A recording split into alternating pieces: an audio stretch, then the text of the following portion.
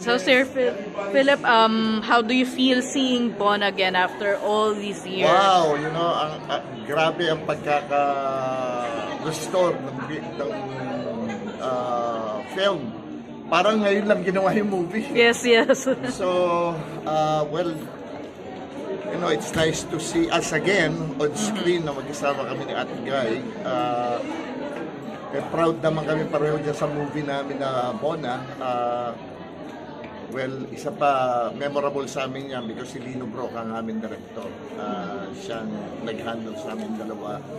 At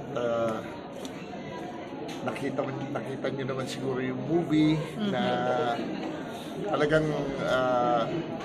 babalik-balikan mo para panoorin. Masarap kasi gumawa ng pelikula kapag Lino Broca yung nagha-handle sa'yo. Yes, of course. Alam naman ng mga taga-cinema yan. Alam naman ng sa industry namin yan. Kaya lang nakita nyo kung gano'ng kagaling si Nora Aunor. Napakagaling niya. Ikaw din, magaling. Ay, salamat. Thank you so much. Thank you so much. Thank you so much. Talagang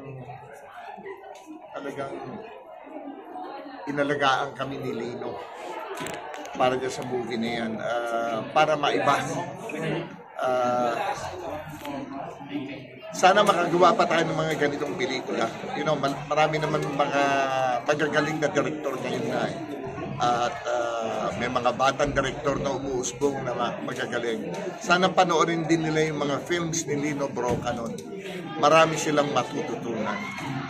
So, yes? Do you have any upcoming projects? Right now, no. Right now, no. Hopefully, baka gawa pa ng mga pelikula kagaya noon. You know, I'm proud to say na with all due respect to the good directors now, but I was mentored by the best director during my time.